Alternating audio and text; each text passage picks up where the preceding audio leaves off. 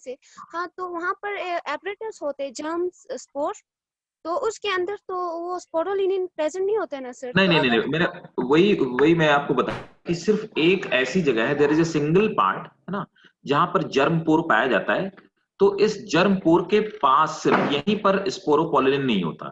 उसके अलावा बाकी जितने सारे पार्ट होते हैं, everywhere you will found sporopollenin. So this sir part, yes sir, तभी तो इसे हम जर्म ट्यूब बाहर आ पाती है ना। अच्छा सर, हम्म। अगर हम इसको हाई कंडीशन या एसिड वेसिड डालेगी तो इसके अंदर भी जा सकते हैं ना सर? नहीं जाएगी क्या सर? दैट इज पॉसिबल, लेकिन कोई माइल्ड एसिड पे फंक्शन नहीं करेगा, है ना। कोई माइल्ड एसिड इस पे फंक्शन नहीं करेगा। जब जर्म ट्यूब निकलती है तो ये पार्ट ब्रेक हो जाता है, ये इतना पैलेबल, ये सॉफ्ट नहीं होता, है ना। कि दो चीजें होती है ना, एक्साइन और एंटाइन। और अच्छा, यस जो एक्साइन होती है ना, एक्साइन भी हालांकि हमारे सिलेबस में नहीं है। एक्साइन जो होती है, फिर फर्दर क्या होता है, एक्साइन भी ऐसी होती है। आप एक्साइन देखोगे ना, एक्साइन इस तरह की कुछ कुछ होगी, ऐसी, है ना। हमें दिखती तो स्पाइनी है, अगर बहुत माइक्रोस्कोपिक लेवल पे, तो एक्साइन भी लेयर में होती है। एक्साइन में ये वाली जो लेयर होती है, इसको नेक्साइन कहते हैं एक्साइन में, है ना। और इसको सेक्साइन कहते हैं, यस सर। ठीक है। एक्साइन भी फर्दर दो लेयर में होती है। तो क्या होता है, ये यहाँ पे मतलब ये इतनी सॉफ्ट नहीं, फिर इसके नीचे जाकर के आपको मिलेगी जाकर के इंटाइन, है ना। तो यहाँ पर क्या है, यहाँ पर थोड़ी सी लेयर इतनी ओपन होती है कि उससे पॉलन ट्यूब निकल सकती है जर्मिनेट करके, लेकिन एसिड वगैरह एंटर नहीं कर सकते, इसीलिए हाईली रेजिस्टेंट होते हैं, ओह यस ठीक है। सर। इजीली, मतलब हाई, बहुत हाई कंसंट्रेटेड में अगर हम एसिड्स वगैरह यूज करेंगे तो दैट इज क्वाइट पॉसिबल, लेकिन normally this is not possible. Normal acids percolate नहीं कर सकते, ठीक है, तो हम हाई राइट। टेम्परेचर कुछ नहीं। हाँ हाँ हाँ। बहुत हाई टेम्परेचर पे ये डिस्ट्रॉय किए जा सकते हैं, बट ये जो मटेरियल है वो नहीं होगा। पॉलन ग्रेन का जो वायबिलिटी वो खत्म हो जाएगी। ओह जो सर। पॉलन की, है ना, वायबिलिटी है, मतलब इसके अंदर जो भी जर्म प्लाज्म है वो डिस्ट्रॉय हो जाएगा। जो प्रोटोप्लाज्म है ना, तो इसका यस सर। प्रोटोप्लाज्म डिस्ट्रॉय हो जाएगा। लेकिन उसके बाद भी जो एक्साइन वाली लेयर है ना, यस सर। इसे कोई फर्क नहीं पड़ने वाला। इसे एसिड से, हाई एसिड से, हाई बेस से, हाई टेम्परेचर से, लो टेम्परेचर से, इससे कोई भी फर्क नहीं, इवन फायर से कोई फर्क नहीं पड़ने वाला, यस सर। ठीक है। Yes sir, thank you but sir. ये कि पॉलन की वायबिलिटी खत्म हो जाएगी। इसीलिए जब हम पॉलन को, क्या होता है ना कि कई बार क्या होता है, बहुत सारे प्लांट के हम लोग पॉलन ग्रेन्स प्रिजर्व करके रखते हैं। तो यस उनको सर। हम लोग क्या करते हैं कि बहुत लो टेम्परेचर में, जिसको क्रायो प्रिजर्वेशन बोलते हैं, लिक्विड नाइट्रोजन में उनको लंबे समय तक रखते हैं, ठीक है, तो क्रायो प्रिजर्वेशन कहते हैं, राइट। Yes sir. ठीक है, ओके। नरगिस, एक बारी निष्कर्ष जी को आप अपना नंबर शेयर कर दीजिएगा, ठीक है ना, उनका मैसेज यस आया था सर। मेरे, ठीक ठीक। हाँ, है। ओके। और कोई डाउट बेटा, नो किसी को भी कोई doubt, any doubt, call, sir. रीस, ग्लैडन, एनी डाउट बेटा। सर। अच्छा, ठीक है। तो चलो फिर आज स्टार्ट करते हैं ह्यूमन रिप्रोडक्शन वाला पार्ट, है ना। So let's start revise with human reproduction part, है ना। चलिए, अब देखो ह्यूमन रिप्रोडक्शन में पहले मैं बता दूं कि क्या क्या इंपॉर्टेंट चीजें हैं। इंपॉर्टेंट चीज पूछी जाती है आपके बोर्ड एग्जामिनेशन में, और आपने देखा होगा ये बहुत बार पूछी भी गई। स्पर्मेटोजेनेसिस, जेनेसिस, oogenesis, है ना, मेंस्ट्रुअल साइकिल।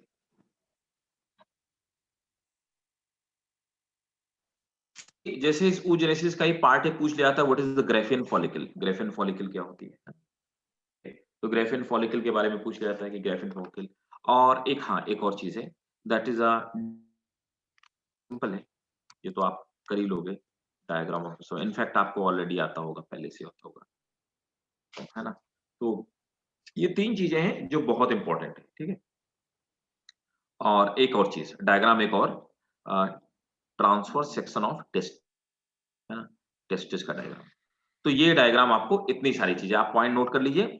ये उसी सीक्वेंस में मैंने लिखे हैं जिस सीक्वेंस में इनकी इंपॉर्टेंस है ना। सबसे ज्यादा इंपॉर्टेंट वाला ऊपर, फिर उससे कम, फिर उससे कम, उससे कम। क्वेश्चन जिस सीक्वेंस में, जिस फ्रीक्वेंसी में पूछे गए बोर्ड में या पूछे जाते हैं, उस फ्रीक्वेंसी मैंने आपको इसमें अरेंज करके लिखा हुआ है, ठीक है। तो होप आपने नोट कर लिए, टॉपिक नोट कर लिया बेटा। Yes sir. ठीक है, तो सबसे पहले हम लोग देखते हैं स्पर्मेट। Let me check diagram. अगर डायग्राम मेरे पास है तो मैं डायग्राम के साथ शेयर करता हूँ।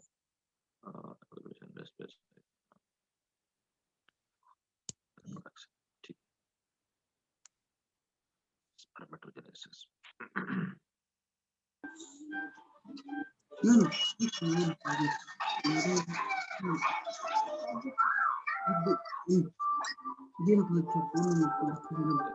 टीवी भी चला रखा है क्या?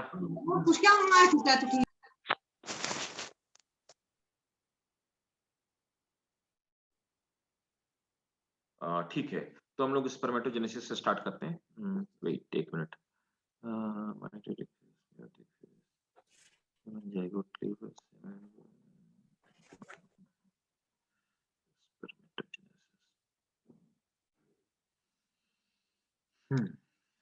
कोई नहीं, चलो। तो सबसे पहले मैं कुछ बेसिक डायग्राम शेयर करके आपको रिवाइज करा देता हूँ कि reproduction, what is reproduction, human reproduction.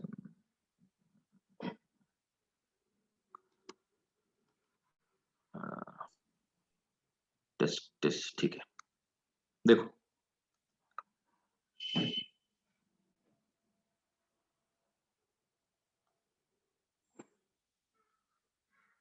Male reproductive organ है ना।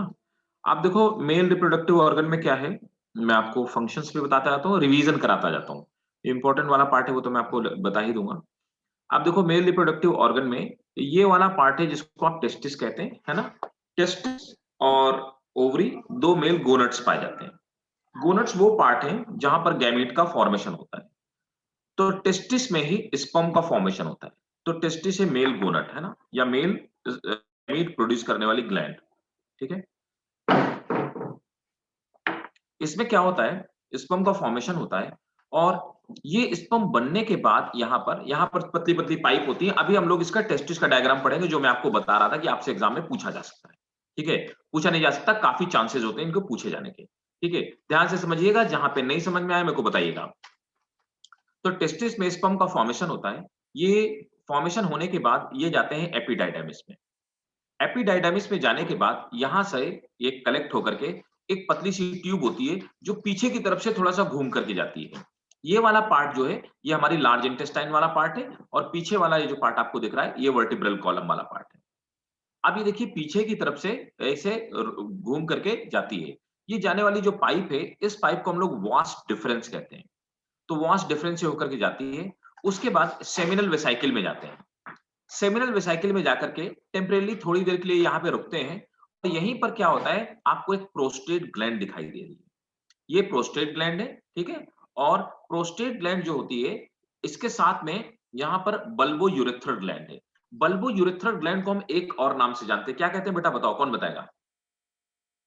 बल्बो यूरेथ्रल ग्लैंड को और क्या बोलते हैं? We call it Cowper's gland. ठीक है, इसे हम कॉपर्स ग्लैंड बोलते हैं। तो बल्बो यूरेथ्रल ग्लैंड को ही आप कॉपर्स ग्लैंड के नाम से जानते हैं। ये क्या करती हैं ग्लैंड्स, ये प्रोस्टेट ग्लैंड इसमें सीमेन का जो बेस होता है उसको सीक्रेट करती हैं।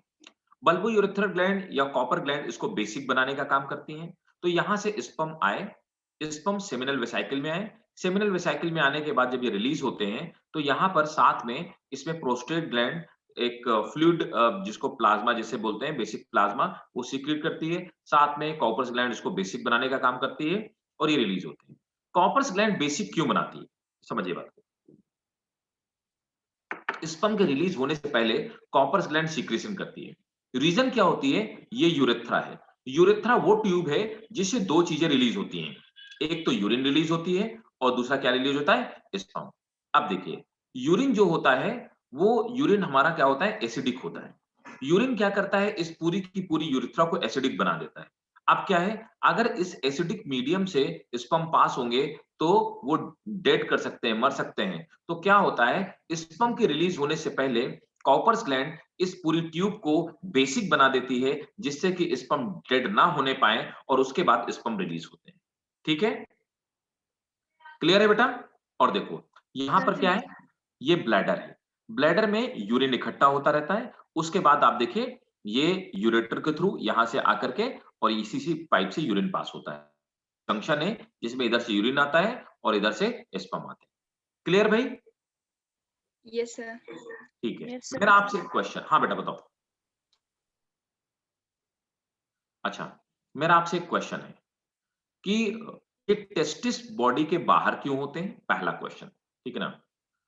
फर्स्ट क्वेश्चन है why testis are out of body. Testis body के बाहर एक पाउच की हेल्प से लटके हुए होते हैं, सस्पेंडेड होते हैं। इस पाउच को हम लोग क्या बोलते हैं? Scrotum. हाँ very good, scrotum. Scrotum. Very good, scrotum कहते हैं। तो अब आप ये बताइए कि ये टेस्टिस बॉडी से बाहर क्यों होते हैं? पहला क्वेश्चन है मेरा, बताओ। क्योंकि low body So temperature to maintain the temperature for sperm formation.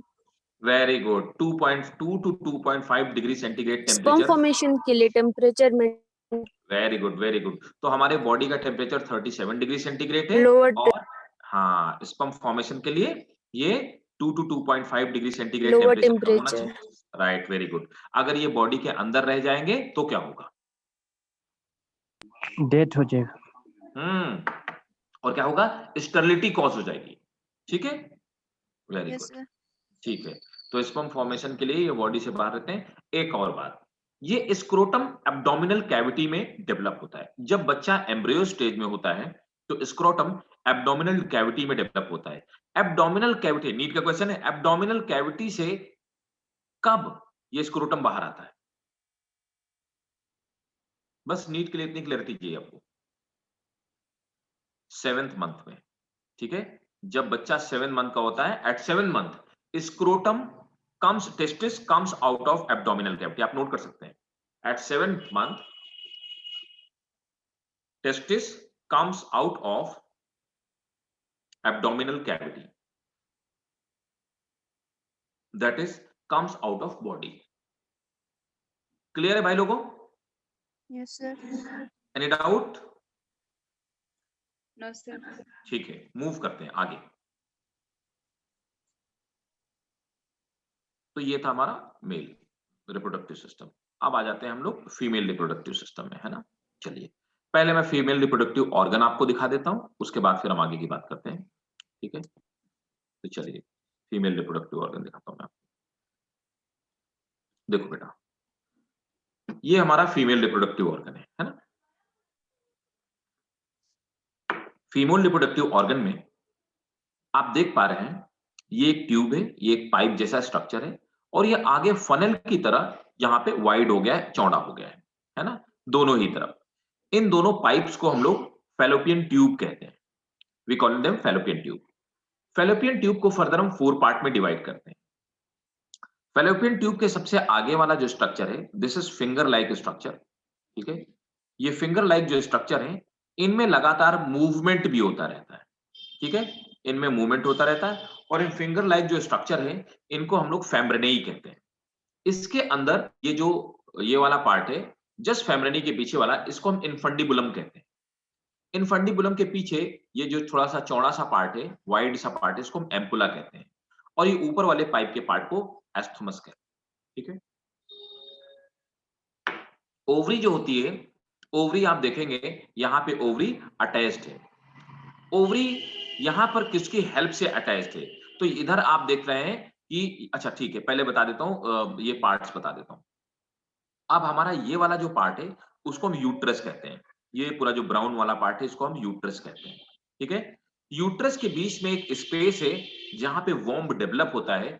इस वाले पार्ट को यूट्राइन कैविटी कहते हैं, है ना। यूट्रस की कैविटी को यूट्राइन कैविटी कहते हैं। यूट्रस के ऊपर वाले पार्ट को जो एब्डोमेन को टच करता है, उसको यूट्राइन फंडस कहते हैं। अब देखिए, यहां पर ये जो यूट्रस की वॉल है, ये 3 लेयर में डिवाइडेड है। तो यूट्रस की जो वॉल है, उनको हम 3 पार्ट में divide, they are uterus wall. तो यूट्रस की वॉल 3 पार्ट में, सबसे अंदर वाली पार्ट एंडोमेट्रियम है, उसके बाहर वाली मायोमेट्रियम, और सबसे बाहर वाली पेरीमेट्रियम। एंडोमेट्रियम जो वॉल है, दिस इज नॉट परमानेंट। ये वॉल हर महीने बनती है और बिगड़ जाती है, नॉट परमानेंट। और at every month this wall, in every 20 days, तो 8 डेज के इंटरवल में ये वॉल बनती है और डिस्ट्रॉय हो जाती है। ठीक है। So this is not permanent, इसलिए आप देखिए लाइट पिंक कलर का इसको दिखाया गया, बाकी सब वॉल परमानेंट वॉल होती है। अब जहां पर ये जो आगे वाला इसका पार्ट है, इस आगे यूट्रस के आगे वाले पार्ट को सर्विक्स कहते हैं। यूट्रस जहां पे ओपन होता है इसको सर्विकल कैनाल बोलते हैं। सर्विकल कैनाल फाइनली आकर के वेजाइना में ओपन होती है। दिस इज एक्सटर्नल पार्ट, है ना, this is external genital organ, और ये बाकी का सर्विक्स और सर्विकल कैनाल ये इंटरनल जेनाइटल ऑर्गन होता है। अब यहां पर देखिए जो ओवरी है, ये ओवरी ही फीमेल गैमीट का फॉर्मेशन करती है।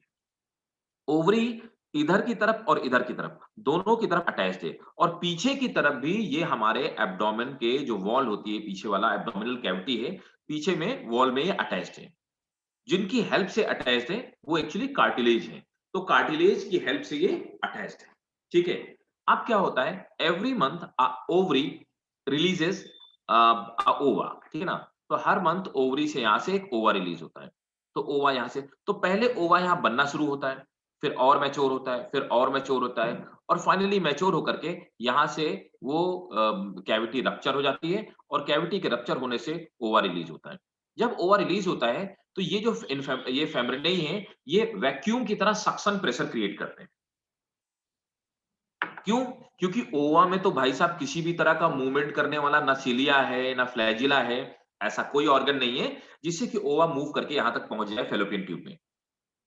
तो क्या होता है, ये सक्शन प्रेशर क्रिएट करते हैं इन्फेंडिबुलम। जैसे आपने देखा होगा vacuum cleaner suction pressure create करता है, वैसे सक्शन प्रेशर क्रिएट करते हैं, और ये ओवा को सक कर लेते हैं। सक्शन प्रेशर से सक करने के बाद यहां पर ओवा पहुंच जाता है। फिर ओवा जब एम्पुला में पहुंच जाता है तो एम्पुला के पास एस्थोमस वाले पार्ट में, मतलब फैलोपियन ट्यूब में, एम्पुला से लेकर के पीछे वाले यहां तक पार्ट में छोटे छोटे हेयर पाए जाते हैं। उन हेयर को हम सिलिया कहते हैं।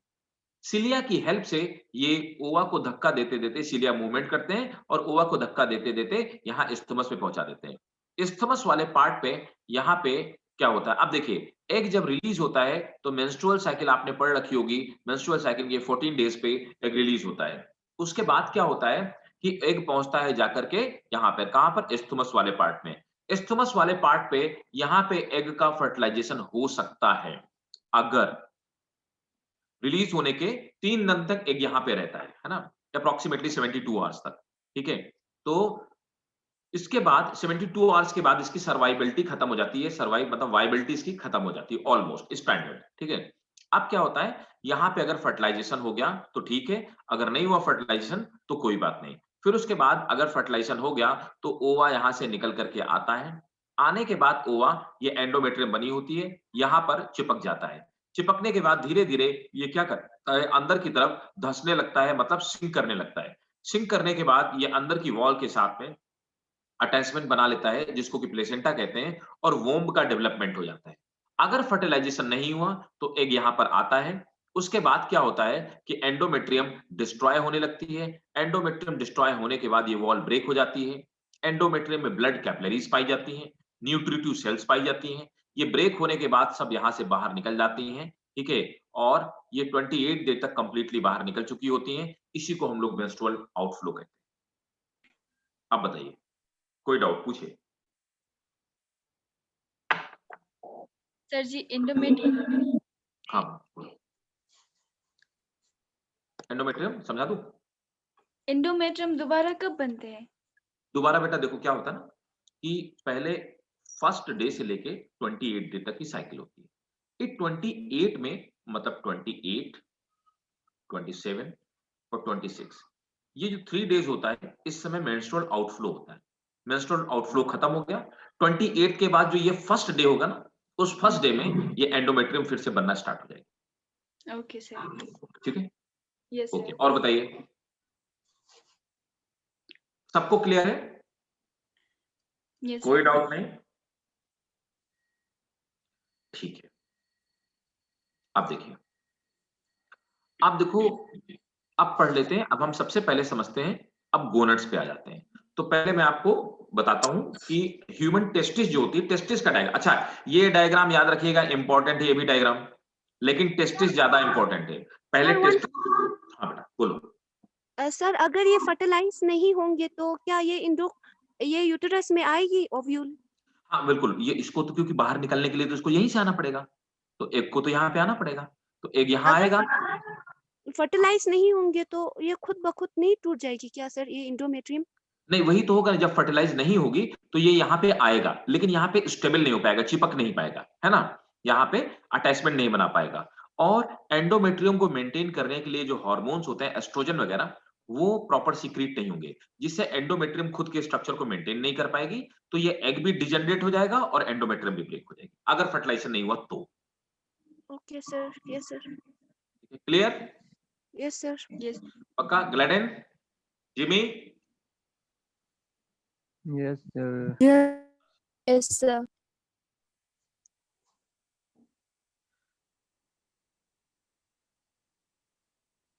ठीक, चलिए मैं आगे चलता हूँ।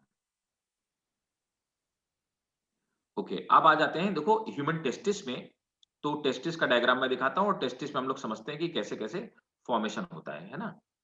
तो पहले टेस्टिस में मतलब स्पर्मेटोजेनेसिस कैसे होती है, स्पर्म का फॉर्मेशन कैसे होता है, वो मैं आपको बताता हूँ।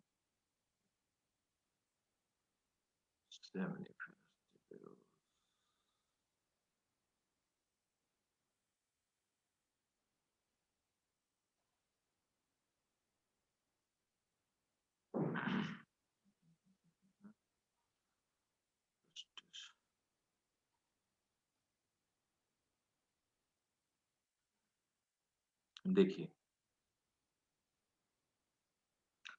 ये है हमारी ह्यूमन टेस्टिस। तो टेस्टिस का टीएस में आपको इस डायग्राम के बारे में कह रहा था, ये वाला डायग्राम आपको याद रखना पड़ेगा, है ना? अब देखो, इसके सबसे बाहर जो लेयर होती है उसको तो आप स्क्रोटम कहते हैं। स्क्रोटम इज अ पाउच, है ना? वो एडिपोज टिश्यू का और मस्कुलर टिश्यूज का बना हुआ पाउच होता है, उसका फंक्शन सिर्फ प्रोटेक्शन होता है। अब अंदर की तरफ आते हैं, टेस्टिस के जो सबसे बाहर वाली वॉल होती है उसको आप बोलते हैं ट्यूनिका वेजिनैलिस। ट्यूनिका वेजिनैलिस में अब आप देख पा रहे हैं, ठीक है, सबसे आउटर जो लेयर है उसको हम पैराइटल लेयर बोलते हैं, बीच में एक कैविटी है, और अंदर वाली लेयर को आप विसरल लेयर बोलते हैं। तो पैराइटल लेयर और विसरल लेयर, और बीच में एक कैविटी है, ठीक है? कैविटी मींस आप space where fluid remains filled, ठीक है?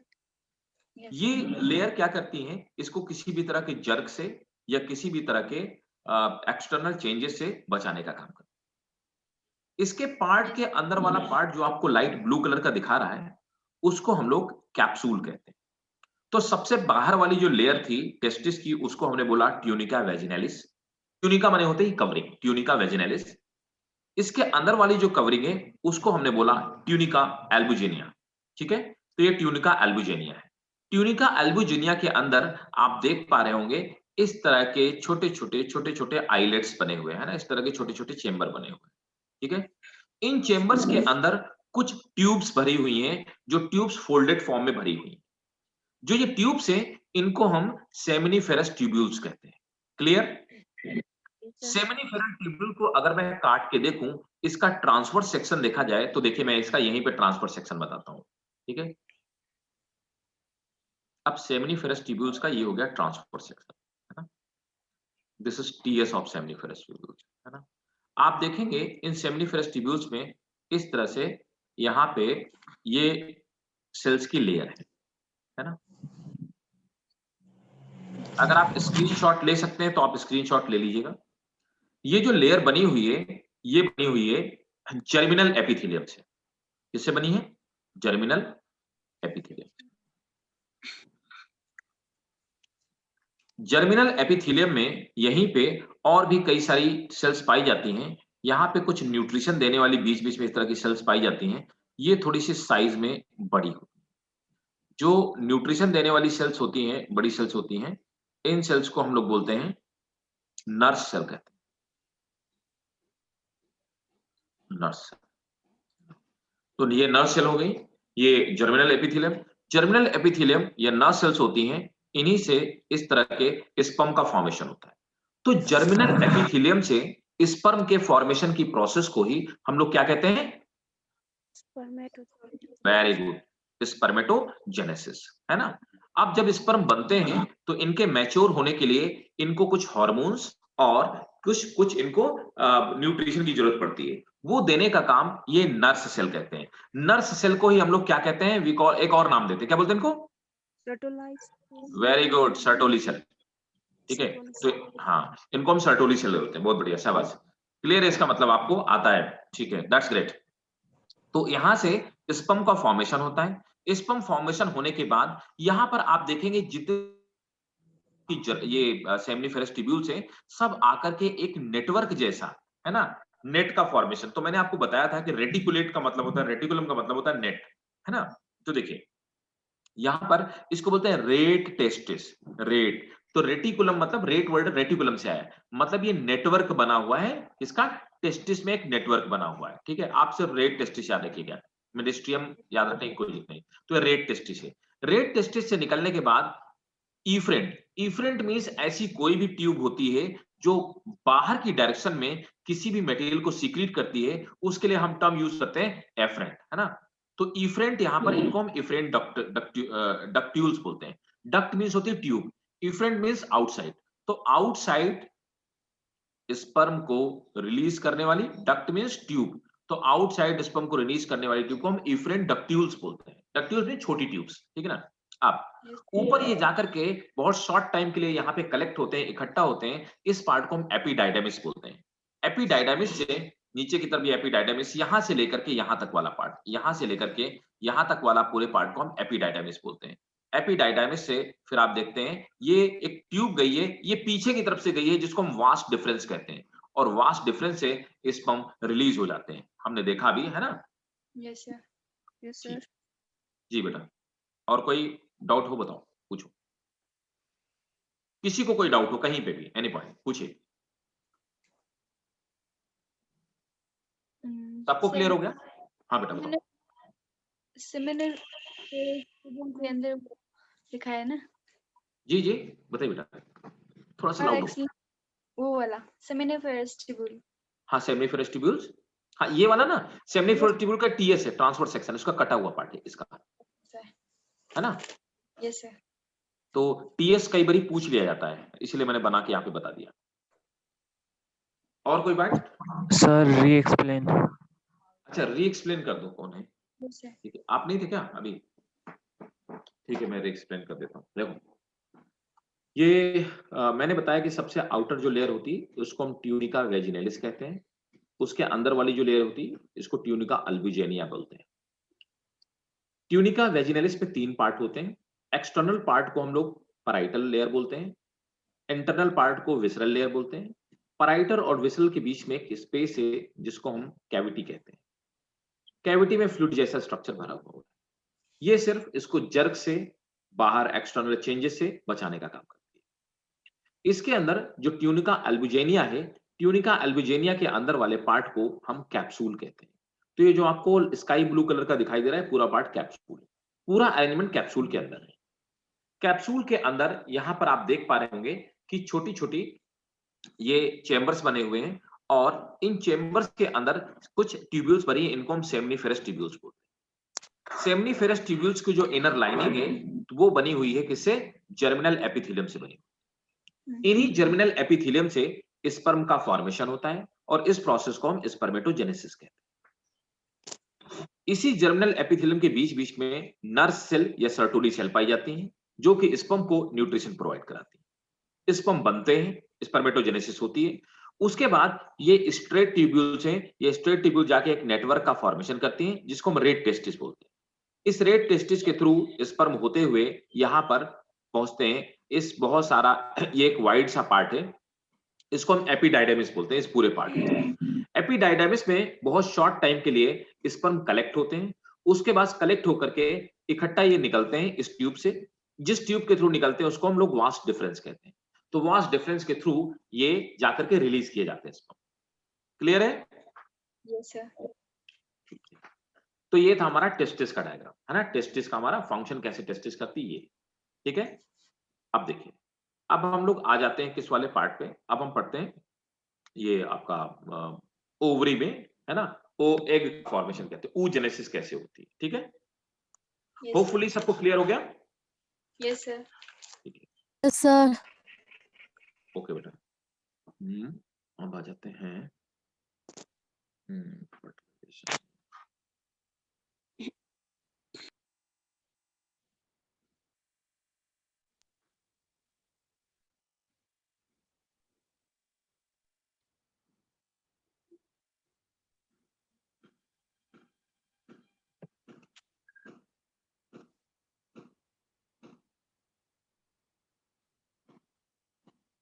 देखिए, ये ओवरी का वो था टेस्टिस का ट्रांसफर सेक्शन, ये ओवरी का ट्रांसफर सेक्शन Yes, sir. है ना। मैंने वहां पे बताया कि सेमिनिफेरस ट्यूब्यूल्स में स्पर्म्स कैसे बनते हैं। अब हम यहां पर देखते हैं एग का फॉर्मेशन कैसे होता है। तो होता क्या है कि सबसे पहले यहां पर एक पर्टिकुलर सेल मैच्योर होती है, प्रोटोप्लाज्म इकट्ठा करती है और प्राइमरी फॉलिकल का फॉर्मेशन करती है। फॉलिकल मींस एक गोल बॉल के जैसी कवरिंग, है ना। Yes, वो sir. प्राइमरी फॉलिकल बनती है, प्राइमरी फॉलिकल थोड़ी सी ग्रो करती है, उनको हम ग्रोइंग फॉलिकल बोलते हैं। इन ग्रोइंग फॉलिकल में आप देखेंगे इस तरह से यहां पर एग का फॉर्मेशन हो रहा है। ये एग बन रहा है। एग के साथ में यहां पर कुछ सेल्स होती हैं, है ना, जो सेल्स डिसॉल्व होकर के, ठीक है, डिसॉल्व हो जाती हैं। तो ये इस तरह से सेल्स होती हैं, ये एग। अब यहाँ पे ये ग्रेनुलर सेल्स होती हैं, ये ग्रेनुलर सेल डिसॉल्व हो जाती हैं। तो जैसे आपने प्लांट में देखा होगा कि वैक्यूल का फॉर्मेशन होता है, तो वैक्यूल जैसे पार्ट का फॉर्मेशन करती हैं और डिसॉल्व होकर के, ये डिसॉल्व होने के बाद जो वैक्यूल जैसा आपको पार्ट दिखाई दे रहा है, इस पार्ट को हम क्या बोलते हैं? एंट्रम कहते हैं। एंट्रम के अंदर ये डिसॉल्व हुई जो सेल्स होती हैं उनका फ्लूइड भरा होता है। बाकी चारों तरफ ग्रेन्यूल सेल्स, ग्रेन्यूल के फॉर्म में सेल्स बनी हुई होती हैं। और ये हमारा एग वाला पार्ट है जो एग डेवलप हो रहा होता है। उसके बाद ये एंट्रम थोड़ा और मैच्योर होता है, एंट्रम बड़ा हो जाता है और एग का भी डेवलपमेंट हो जाता है, ठीक है। यहां से ब्लड कैपिलरीज आई होती हैं। ये ब्लड कैपिलरीज हार्मोन्स का रिलीज करती हैं, ये ब्लड कैपिलरीज न्यूट्रिशन प्रोवाइड कराती हैं और यहां से वेस्ट मटेरियल को एक्सक्रीट करके वापस ले जाती है। जो मैच्योर फॉलिकल होती है, उस मैच्योर फॉलिकल के लिए हम टर्म यूज करते हैं ग्रेफियन फॉलिकल। ग्रेफियन फॉलिकल एक मैच्योर फॉलिकल है। ग्रेफियन फॉलिकल बन जाने के बाद अब जब मेंस्ट्रुअल साइकिल का 14th डे होता है, 14th डे, तो 14th डे में ये ग्रेफियन फॉलिकल रप्चर हो जाती है और रप्चर होने के बाद जो एग होता है वो रिलीज हो जाता है। एग रिलीज होने के बाद अभी मैंने थोड़ी देर पहले आपको बताया कि इनफंडिबुलम के थ्रू होता हुआ, ठीक है, फिर एम्पुला में पहुंचता है, एम्पुला से पहुंचने के बाद फिर एस्टोमस में पहुंचता है और वहीं पे इसका फर्टिलाइजेशन होता है। एग रिलीज हो जाने के बाद ये जो रप्चर ग्रेफियन फॉलिकल है ये डिस्ट्रॉय नहीं होती है, ये कॉन्ट्रैक्ट हो जाती है। एग रिलीज करने के बाद, है ना, एग रिलीज करने के बाद, मेरी बात को ध्यान से समझिएगा, एग रिलीज करने के बाद ये कॉन्ट्रैक्ट होती है। कॉन्ट्रैक्ट होने के बाद एक दूसरी चीज में कन्वर्ट हो जाती है, इस स्ट्रक्चर को कार्पस ल्यूटियम कहते हैं। कार्पस ल्यूटियम क्या काम करती है? इसका सिक्रीटरी फंक्शन होता है। अब कार्पस ल्यूटियम ग्लैंड की तरह फंक्शन कर रही है, ठीक है। तो पहले क्या किया इसने? एग रिलीज किया। इस फॉलिकल में जब एग रिलीज किया तो हम इसको एक्सोक्राइन ग्लैंड बोलते हैं, एक्सोक्राइन ग्लैंड, क्योंकि इसने एक ट्यूब में एग रिलीज किया। तो यहां तक हम इसको कहते हैं कि जो ग्रेफियन फॉलिकल है वो एक तरह की एक्सोक्राइन ग्लैंड है। उसके बाद यही कॉन्ट्रैक्ट होकर के, है ना, कंडेंस होकर के कार्पस ल्यूटियम बन जाती है और सिक्रीटरी फंक्शन करती है। और क्या सिक्रीट करती है? हार्मोन। तो जब ये हार्मोन सिक्रीट करने लगती है तो इसी ग्लैंड को हम लोग क्या बोलते हैं? एंडोक्राइन ग्लैंड कहते हैं। इसलिए हम ये कहते हैं कि ओवरी एक्सोक्राइन और एंडोक्राइन दोनों ही ग्लैंड की तरह फंक्शन करती है। जब ओवरी एग रिलीज करती है तो हम कहते हैं ये एक तरह की एक्सोक्राइन ग्लैंड है, लेकिन जब ओवरी हार्मोन्स को रिलीज करती है तो हम कहते हैं ये एंडोक्राइन ग्लैंड है। उसके बाद, अच्छा, ये बीच वाला पार्ट जिस पूरे पार्ट में डेवलप हो रहा है उसको हम स्ट्रोमा कहते हैं। ये बेसिक पार्ट, इसका बेस मटेरियल है ओवरी का। उसके बाद ये कार्पस ल्यूटियम रिग्रेस, मतलब कि और कॉन्ट्रैक्ट होने लगता है, राइट, और ये क्या करता है? हार्मोन्स को रिलीज करता है। उसके बाद फाइनली कार्पस ल्यूटियम डिजेनरेट हो जाता है और खत्म हो जाता है। That's how release of egg takes place. तो ये जो एग का रिलीज होना और एग का मैच्योर होना, इसी प्रोसेस को हम oogenesis कहते हैं। Okay. क्लियर है भाई? Yes, sir. पूछिए, किसी को कोई डाउट हो क्लियर कीजिए यहीं पे।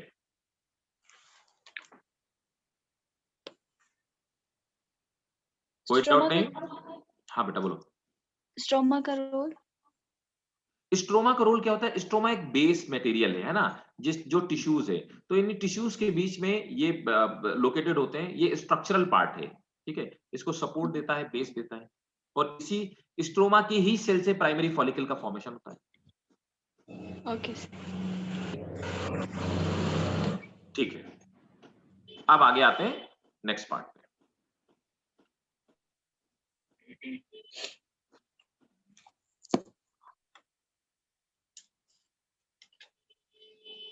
Give me 1 minute.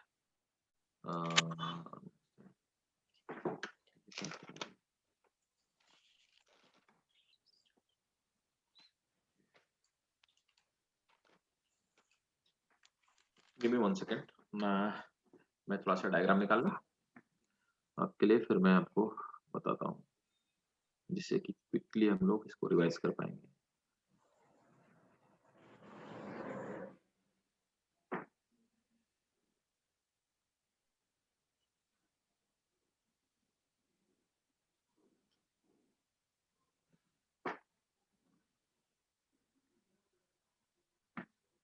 थोड़ा सा नेक्स्ट हम लोग देख लेते हैं स्पर्मेटोजेनेसिस और oogenesis वाला पार्ट देख लेते हैं, है ना, ठीक है।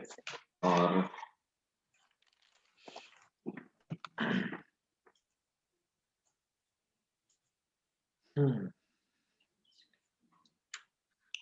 चलो मैं आपको ये वाला पार्ट ड्रॉ करके बता देता हूँ, है ना, डायग्राम ढूंढने में थोड़ा मुझे टाइम लग जाएगा। तो चलिए देखो क्या होता है कि मेल में आफ्टर मैच्योरिटी, जब मेल प्यूबर्टी आ जाती है, ठीक है ना, तो एट प्यूबर्टी, तो प्यूबर्टी के टाइम पे ही स्पर्म का फॉर्मेशन होता है, एट प्यूबर्टी। तो प्यूबर्टी के टाइम पे, है ना, after 14 year 13 year 14 year sperm का फॉर्मेशन होता है। अब मैंने आपको बताया कि स्पर्म का फॉर्मेशन किससे होता है, जर्मिनल एपिथेलियम से होता है ना। तो जर्मिनल एपिथेलियम जो आपकी सेल है, जर्मिनल एपिथेलियम, इसी जर्मिनल एपिथेलियम में कुछ सेल जो मैच्योर होकर के स्पर्म का फॉर्मेशन करेंगे, उन सेल को हम स्पर्मेटोगोनिया कहते हैं,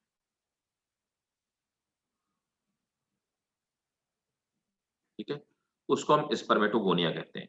अब जो वो स्पर्मेटोगोनिया है, उस स्पर्मेटोगोनिया में माइटोसिस होती है ना, तो यहाँ पे मियोसिस नहीं, माइटोसिस। तो स्पर्मेटोगोनिया कैसी है, याद रखिएगा, ये डिप्लॉइड सेल्स है, ठीक है। जर्मिनल एपिथेलियम की सेल कैसी है, डिप्लॉइड सेल्स है, इनमें माइटोसिस होती है ना। तो जब माइटोसिस होती है, तो माइटोसिस होने के बाद ये बहुत सारी डिवाइड होती है। तो ये स्पर्मेटोगोनिया सेल थी, ये बहुत सारी स्पर्मेटोगोनिया सेल डिवाइड हो गई, है ना। डिवाइड होने के बाद ये जिन सेल का, तो ये भी डिप्लॉइड सेल ही है, तो जिन डिप्लॉइड सेल का फॉर्मेशन होती है, उनको हम लोग बोलते हैं प्राइमरी स्पर्मेटोसाइट, प्राइमरी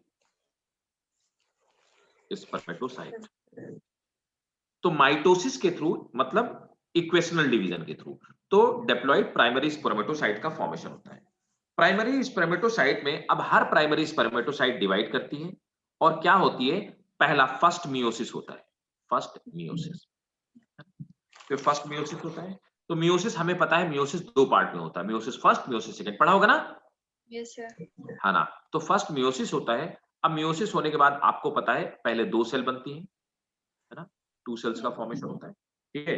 अब जो 2 सेल बनती है, इनको हम लोग बोलते हैं सेकेंडरी स्पर्मेटोसाइट।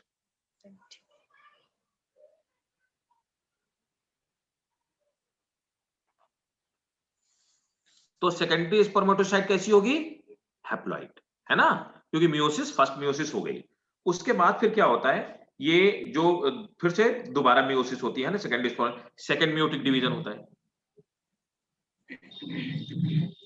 अब सेकेंड मियोटिक डिवीजन हुआ, हैप्लॉइड सेल का फॉर्मेशन हुआ।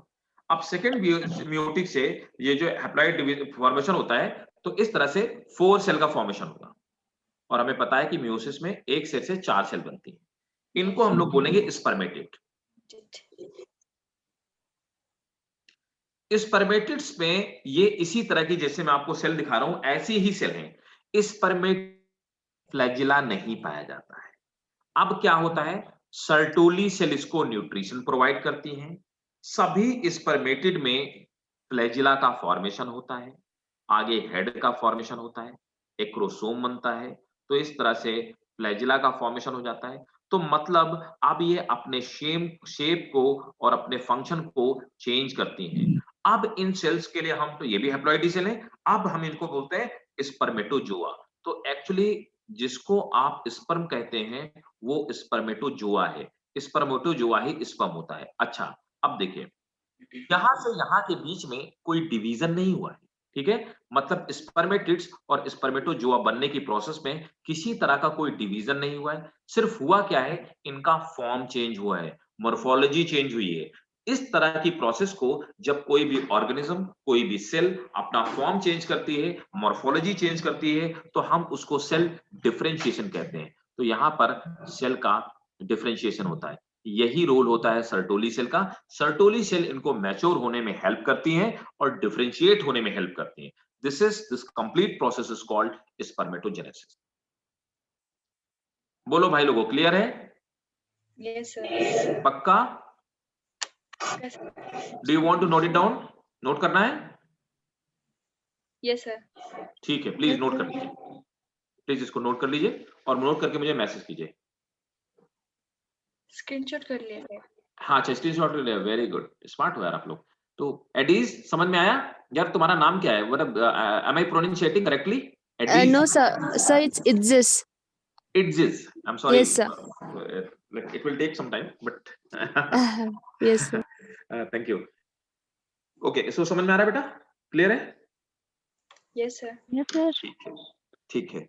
तो अब देखो हम लोग देखते हैं oogenesis क्या होती है। अच्छा, मुझे आप एक बात बताओ कि स्पर्मेटोजेनेसिस में और oogenesis में डिफरेंस क्या है? मींस स्पर्म का फॉर्मेशन होने में, और देखो दोनों तो प्रोसेस अलग हैं, इसमें कोई शक नहीं है। Both are different process, both are completely different process. So I want to understand one thing. So, what is difference between the duration or time period of production of gamete? थोड़ा और easy करता हूं और clear करके पूछता हूं। किस age group में स्पर्म का फॉर्मेशन स्टार्ट हो जाता है? मैंने बता दिया। अब आपसे मैं पूछ रहा हूं कि किस एज ग्रुप में एग का फॉर्मेशन स्टार्ट हो जाता है? कौन बताएगा? जब एम्ब्रियो एम्ब्रियो के दौरान शाबाश, वेरी गुड, वेरी गुड, ठीक है, एम्ब्रियो बिल्कुल सही बात है। यस जब कोई भी फीमेल एम्ब्रियो स्टेज में होती है, मैं एम्ब्रियो क्या, उसको फीटस स्टेज एक्चुअली बोलेंगे, है ना, फीटस के स्टेज। तो एम्ब्रियो डिवाइड होके डिफरेंशिएशन हो जाता है, कई सारी लेयर बन जाती है। तो जब फीटस के स्टेज में होती है, तो फीटस के स्टेज में ही एग का फॉर्मेशन स्टार्ट हो जाता है, ठीक है। लेकिन स्पर्म का फॉर्मेशन आफ्टर प्यूबर्टी होती है। That is the basic difference between the spermatogenesis and oogenesis। One more important thing, every female born with a set of or a stalk of ovary। Her female जब वो birth लेती है, यहां पे जब वो इस दुनिया में आती है, तो उसके पास नंबर ऑफ स्टॉक जो होता है वो फिक्स होता है। और ऐसा माना जाता है, ऐसा काउंटेड है, ऐसा कंसीडर किया गया है कि approximately every female born with 60,000 potential egg. मतलब 60,000 ऐसी सेल के साथ वो बर्थ लेती है जो फर्दर एग में कन्वर्ट होते हैं। लेकिन ये सब की सब नहीं कन्वर्ट होते, आप भी जानते हो। एट एवरी मंथ सिंगल ओवा is released, right? But every female born with a fix stock of egg, right? तो अब वो, लेकिन क्या होता है, एग का फॉर्मेशन स्टार्ट होता है और वो प्रोसेस पॉज हो जाती है।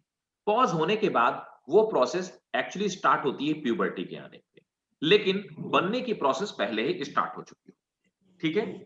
अब देखिए यहां पर भी क्या होता है कि अगर हम बात करें, फीमेल की बात करें, so every female born with fix stock of ओवा, तो वहां पर जर्मिनल एपिथेलियल वहां पे भी होती है।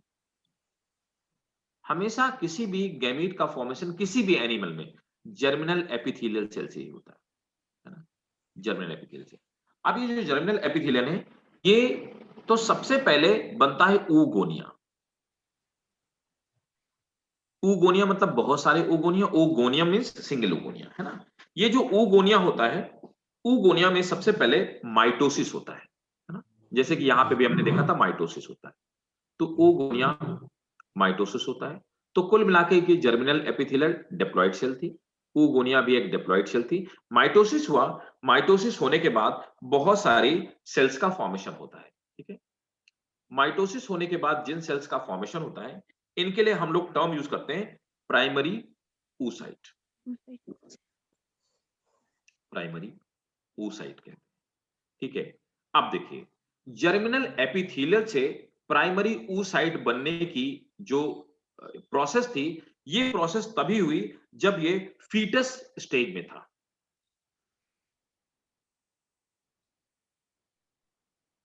फीटस स्टेज में, है ना।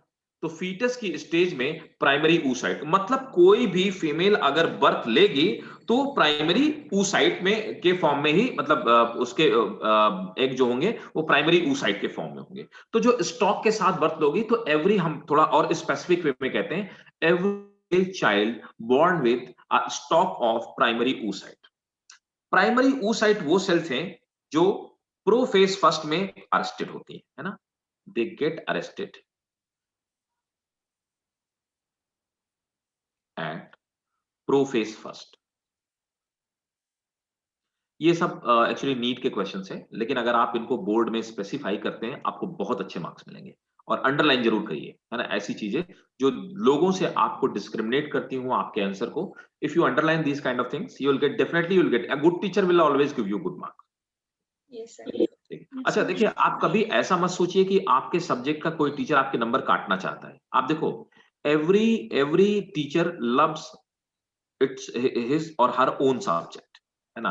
अगर वो बायोलॉजी का टीचर है, ही लव्स बायोलॉजी, तो अगर बायोलॉजी के बच्चे ने अच्छे नंबर अच्छा लिखा है ना, तो वो डेफिनेटली उसको अच्छे मार्क्स देना चाहता है, ठीक है, बशर्ते बाय द वे आपके पास थोड़ी कैपेबिलिटी हो कि आप उसको इंप्रेस कर पाओ। और इंप्रेस करने का सीधा सा तरीका है, आप थोड़ा सा उसको ये, मैं आप तो सामने उसके होते नहीं है, आपकी आंसर शीट सामने होती है। तो पहली बात तो किसी भी टीचर को आंसर पढ़ने में जितनी ईज होगी, जितना आप टीचर को कंफर्टेबल जोन में रखोगे, उतने ही मार्क्स आपके अच्छे आएंगे, ठीक है, राइट। और दूसरी इंपॉर्टेंट चीज, हमेशा आप ऐसी चीजें हाईलाइट करें जो नॉर्मल बच्चे ने नहीं लिखी हुई होती है, वो टीचर को इंप्रेस करती है। Always draw clear diagram. Second, ये फ्लो चार्ट हमेशा बनाइए जैसे मैं आपको समझाता हूं, ठीक है, you will definitely get good marks. तो देखिए प्रोफेज में, अच्छा किस फॉलिकल, प्राइमरी फॉलिकल के साथ, जो अभी हमने पढ़ी थी ना, प्राइमरी फॉलिकल। तो प्राइमरी फॉलिकल के साथ तो प्राइमरी फॉलिकल बन जाती हैं, सेल डिवाइड हो जाती हैं और प्रोफेज में हैंग हो जाती है, पॉज लग जाता है, डिवीजन बंद, ठीक है ना। अब क्या होता है, कोई भी चाइल्ड बर्थ लेती है, जब वो बर्थ लेती है ना, तो बर्थ लेने के बाद उसके चाइल्डहुड में और इसके बीच में, है ना, फर्स्ट म्यूटिक डिवीजन हो जाता है। अब बच्ची ने बर्थ ले लिया, बर्थ होने के बाद अभी प्यूबर्टी अटेन नहीं हुई है, ठीक है ना। अब जब प्यूबर्टी अटेन होती है, ठीक है, प्यूबर्टी अटेन होने के बाद अब क्या होता है कि जो फर्स्ट म्यूटिक डिवीजन होता है ना, यहां तक, इस पार्ट तक, है ना, यहां तक अभी चाइल्ड ने बर्थ ले लिया। तो बर्थ लेने से और प्यूबर्टी के बीच का, पहले ये टाइम ड्यूरेशन 11 ईयर का था। आज की डेट में देखो, पहले ये जो प्यूबर्टी का टाइम पीरियड था किसी भी फीमेल में, वो था 13 ईयर, और मेल में अप्रोक्सीमेटली 14-15 ईयर था। लेकिन क्या हुआ, टेम्परेचर राइज हो जाने की वजह से, ऐसा मानते हैं साइंटिस्ट कि टेम्परेचर राइज होने की वजह से, ग्लोबल वार्मिंग की वजह से ये जो फॉर्मेशन होता है वो जल्दी होता है, जिसकी वजह से अब फीमेल में 9 ईयर हो गया है और मेल्स में 11 ईयर हो गया, ठीक है। और ये जो टेम्परेचर होता है वो प्यूबर्टी को अफेक्ट करता है। मतलब ऐसा अगर आप कंसीडर करोगे तो यूरोपियन कंट्रीज में प्यूबर्टी लेट होती होगी, लेकिन अफ्रीकन कंट्रीज में जल्दी होती होगी, ठीक है, क्योंकि ये हमारे जो हार्मोन्स होते हैं उनको अफेक्ट करती है टेम्परेचर, ठीक है। तो प्यूबर्टी, और प्यूबर्टी तक क्या होता है कि फर्स्ट म्यूटिक डिवीजन कंप्लीट हो जाता है। ये जो पॉज होती ना, पॉज हटा, बर्थ लेने के बाद पॉज हट गया, पॉज होने के बाद फर्स्ट म्यूटिक, मतलब मियोसिस में लिख देता हूं क्लियरली, और फर्स्ट मियोसिस कंप्लीट। तो फर्स्ट मियोसिस कंप्लीट हो जाता है। जब फर्स्ट मियोसिस कंप्लीट होता है तो एक से दो सेल का फॉर्मेशन हो जाता है। प्यूबर्टी आते आते फर्स्ट मियोसिक सेल में आपको पता है कि 1 से 2 सेल, 2 सेल बनती है। जो फर्स्ट सेल बनती है ये छोटी होती है। अब यहां पे देखो, ये जो मियोसिस होता है, दिस इज अनइक्वल डिवीजन। क्यों भाई अनइक्वल डिवीजन? इसलिए कि एक छोटी सेल बनती है और एक लार्ज सेल बनती है। जो छोटी सेल बनती है इसको हम लोग बोलते हैं फर्स्ट पोलर बॉडी, ठीक है। और जो बड़ी वाली सेल बनती है इसको हम लोग बोलते हैं सेकेंडरी oocyte। क्यों? क्योंकि भाई प्राइमरी oocyte तो ऊपर ही बन गया था, ठीक है ना, प्राइमरी oocyte ऊपर बन गया था, और से तो प्राइमरी oocyte बर्थ के पहले बना और सेकेंडरी oocyte कब? बर्थ के बाद बना। सो सेकेंडरी oocyte का फॉर्मेशन हो जाता है। अब ये जो सेकेंडरी oocyte होती है एडल्ट या रिप्रोडक्टिव फेज में आफ्टर प्यूबर्टी, ये secondary oocyte every month divide करना शुरू कर देती है। सेकेंडरी oocyte फर्दर फिर से डिवाइड करती है, फिर एक छोटी सेल, सेकेंड पोलर बॉडी, दूसरा बनता है ओवम। ठीक है, यही ओवम एग का फॉर्मेशन करता है। पोलर बॉडी यहां फिर से डिवाइड करती है, तो 3 पोलर बॉडी बनती है ना। तो ये तीनों पोलर बॉडी क्या होती है, डिजेनरेट हो जाती हैं, और डिजेनरेट होने के बाद ये जो एक एग बन तीनों को कंज्यूम कर जाता है, जिससे अपना साइज बढ़ा देता है। हमेशा चाहे आप प्लांट की बात करें और आप इसकी एनिमल्स की बात करें, हमेशा जब मियोसिस होती है, तो जब स्पर्म का फॉर्मेशन होता है तो एक मदर सेल से 4 स्पर्म का फॉर्मेशन होता है, लेकिन एग में एक मदर सेल से 4 ओवम का फॉर्मेशन होता है, जिनमें 3 डिजेनरेट हो जाते हैं और उनको एक कंज्यूम कर जाता है और एक बड़े ओवम का फॉर्मेशन होता है। तो हमेशा एक मदर सेल से एक ही एग का फॉर्मेशन होगा, लेकिन मदर सेल से 4 स्पर्म का फॉर्मेशन। क्लियर है भाई? Yes sir. बोलिए, कोई डाउट हो पूछे।